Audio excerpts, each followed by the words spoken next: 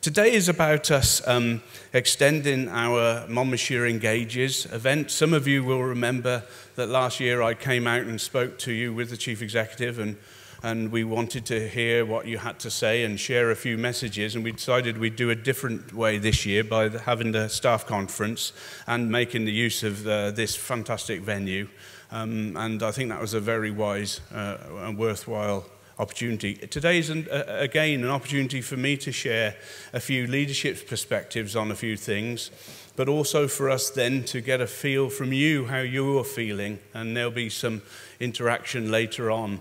And so it's about us sharing, but also us listening. And this morning was a real example of how we learned some things. You know, some shocks as well, which was good. And that's what today is about. It's about, you know, us being open and having an opportunity to listen. It's a challenging time, and you've all heard about the challenges we're facing. There are financial challenges. I'll talk about that a little bit more in a second. We've also got the threats of local government reorganisation. I'll reflect on that as well. Finances, that's a big challenge for us, because when I came out and spoke to you last year, or spoke to the public last year, I was sharing that we had about £23 million to find in efficiencies over the medium term, which was 4 years at that point. And that required us to find about £9 million worth of efficiencies last year. Good news is we're on target to deliver the bulk of that, if not all of that planned efficiency. But we also at that time had a plan to deliver the rest of the 4 years, the rest of that 23 million. It was going to be difficult and painful, we knew that, but we had a plan. And it was important to get a balanced medium-term plan.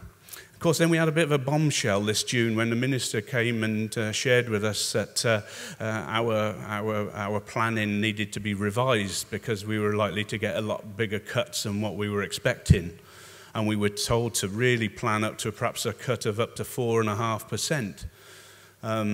It actually turned out across Wales that there was about a 3.4% cut across the whole of local government, because the Wales government decided they wanted to put more money in health, and I'm not knocking that, but it's had quite a hit onto local government. But when you apply the formula which distributes that 3.4% cut, it usually disadvantages us, well it does always, and other rural authorities. So the scale of cuts we've been levelled with is about 4.3% cuts, but there are others cuts which will flow due to the reduction in some grants and things. So that's a big challenge. What does that mean? Well, it means about another 2 million to find this next year on top of what we were planning, but it means about 17 million over the next 3 years, additional to what we'd already planned for. So, you know, let's not get too frightened about that yet. But that's why we need to really talk to you about that. It's quite a game changer. So we need to be looking at things in a different way. The other area which I talked about briefly was mergers. And I think it's important that I put my perspective over and the leadership's perspective on that here today, because it's quite a distraction, this whole talk about are we going to be merged, is Monmouthshire going to be finishing, you know, and it's not a time where we need people to be worrying and be anxious about the future in that regard, because it's a long way off if it did happen.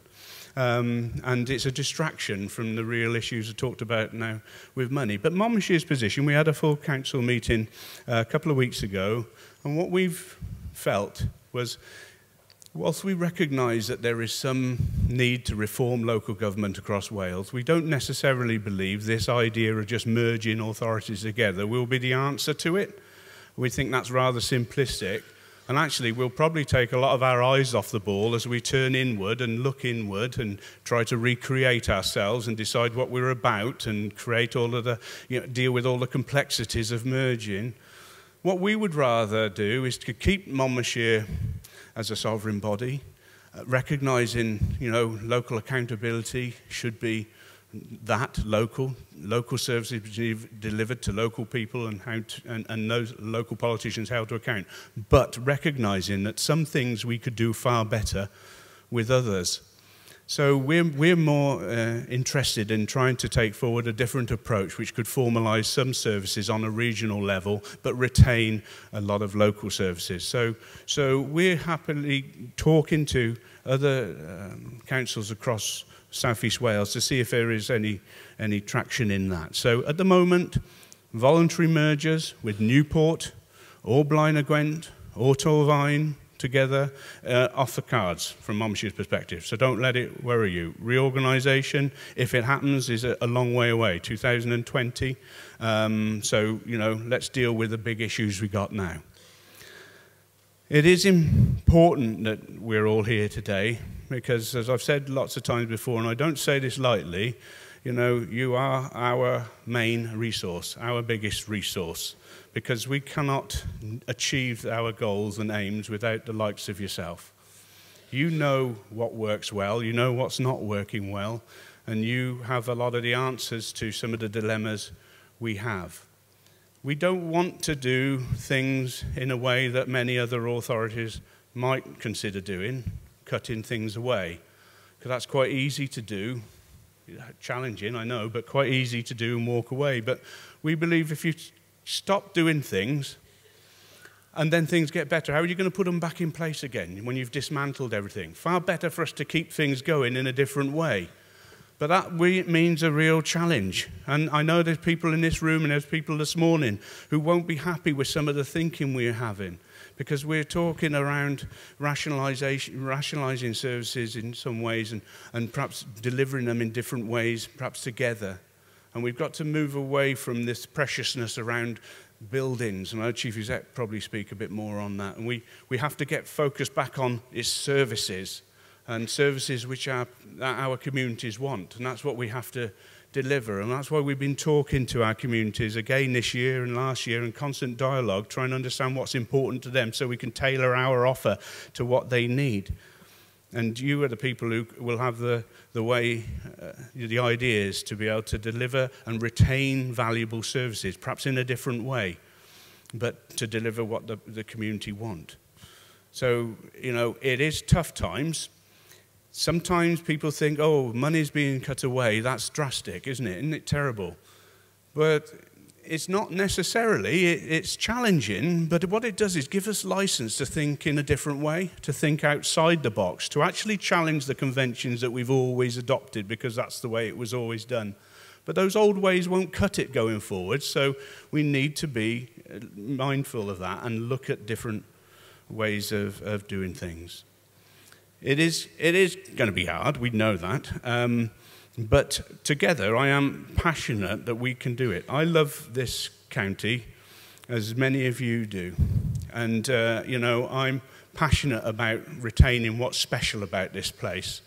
And you know, together I believe as a team Monmouthshire, and there's a bit, you know, it's a bit naff sort of comment, but it is so important. We all are part of the same organisation, and we need to pull together for that. So today is a really important opportunity for us to hear some of your messages, and there's some quite inventive ways of hearing your messages today, and we'll take a lot from this. We're going to meet with another group similar later on this evening, so we would have hopefully touched about 1,000 of our staff today, and that's a really, you know, a really positive thing, we think. So I'm going to leave it there now, and I'm going to hand over to the Chief Exec, who I know will be able to give you a lot more depth to what I was perhaps alluding to. Thank you.